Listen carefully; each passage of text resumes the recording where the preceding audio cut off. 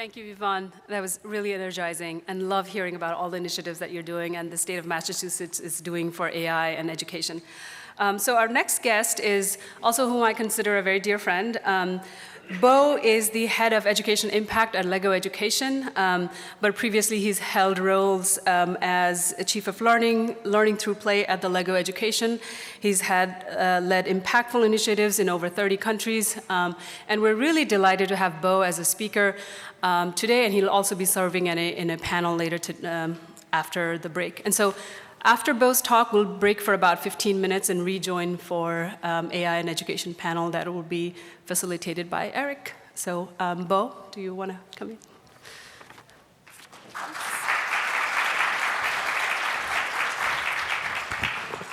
Thank you so much, Rupa, and thank you for this already amazing conference. Actually, my job here is a little easier than I anticipated because with such a good points already, I can just summarize. So I'll do that very briefly so you can get to the break and to the next phase of the work.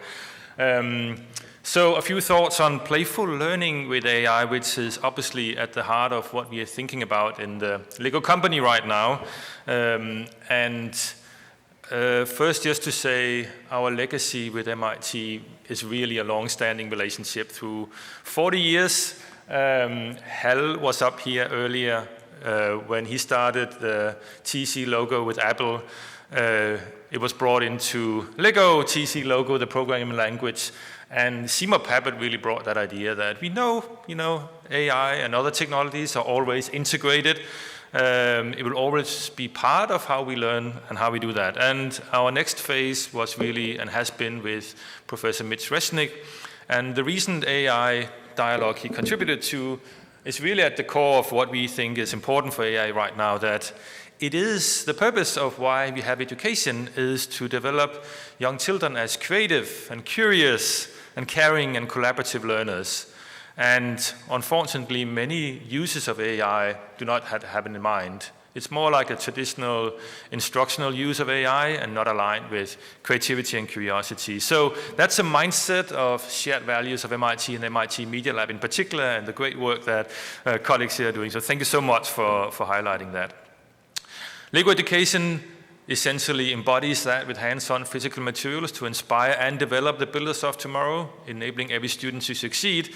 And just briefly to say that there's a hands-on physical system that enables children to express science and technology engineering across age groups from early learning and with robotics into primary and secondary. So that's our contribution, is to make hands-on learning and playful and engaging for students with a coding platform and materials.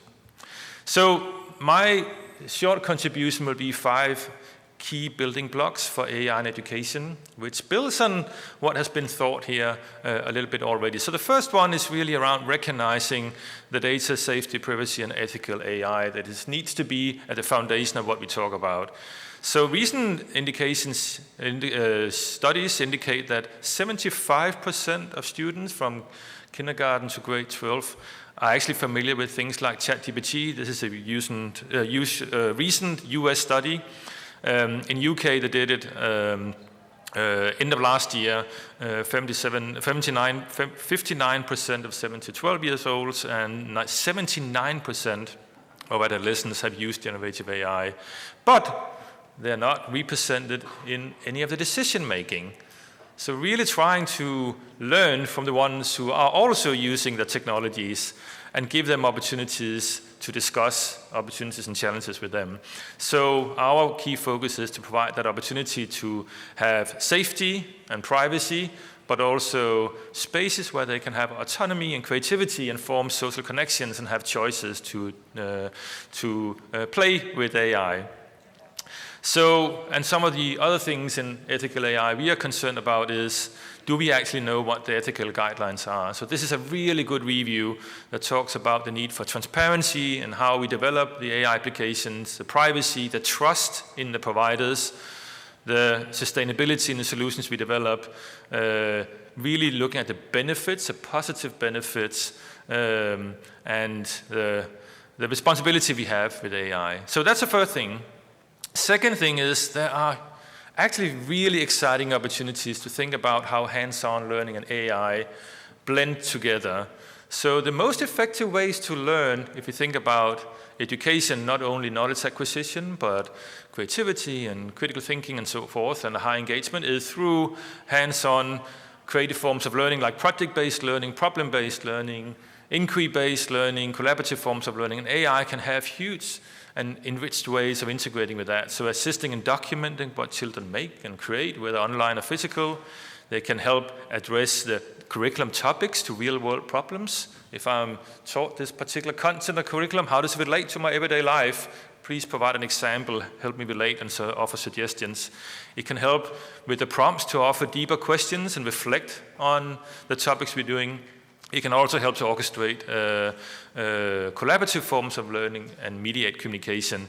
And some of the examples we use AI is already available. So basic and simple ways for children to play with and learn about AI. So at Tufts, our colleagues, university up north in Medford, have some online examples also, but part of our activities here are a training component of a little robot where a dog using machine learning to sit and walk and so forth, or you use different ways of teaching it to recognize different forms of food and so forth. So there's a lot of different activities that are integrated with AI and can be used to teach that. Thirdly, empowering educators is absolutely essential for our work. We believe that we can have a much more inspired professional development for educators, moving from traditional instruction to more guidance, where educators really want to see engagement. But the challenges, they say, is we don't have the training of professional development. We're actually worried about the role of AI in general. And there's a need, similar to what Eric was sharing here, a way to equip and support educators to find good use of AI and to help ease the administrative burdens and get to much more human interactions in the classroom. Thirdly, we have done quite a lot of work with international organizations like UNICEF to understand what is responsible innovation when we design for children and young people. So this is a review. It's based on interviews we did across 3 countries. It's interviews with both parents and families, but also analysis of existing survey data. So what came out of this is a new toolkit. So now we have a digital design principle for children. So how do we design responsibly and ethically with children, where we give them opportunities to share what can support my right to play, how can technology speak my language, be meaningful to me, how can it allow me to be creative, to explore. So this is a design toolkit that was just shared 2 weeks ago at the Games for Change conference in New York, and is now broadly being available, not only for Lego company and partners, but out there to think strategically about what do we want with technologies before we start to develop it. So I think that's a trajectory that we can see, hopefully many other companies begin to follow. And finally, in the talk about AI and education, I believe we need to redefine what success looks like. Because much of what we talk about is faster and more efficient way of learning traditional topics, which is still an opportunity we have, but actually we do know that it is quite a lot of different things that can benefit from a societal, approach to education. So actually what companies are saying is that we do want creative thinking, we want resilience, we need motivation and self-awareness, we need young people who are curious and ability to keep learning. So the foundations of constructionism, that you play and explore, you're always curious to learn new things, need to be at the core of what we think about technology and using it in playful ways. So when we ask children, what does engaging education look like when you are in this era of emerging AI and generative AI and so forth, what would be your choice of education? And they say, well, it would be great if I could choose a topic.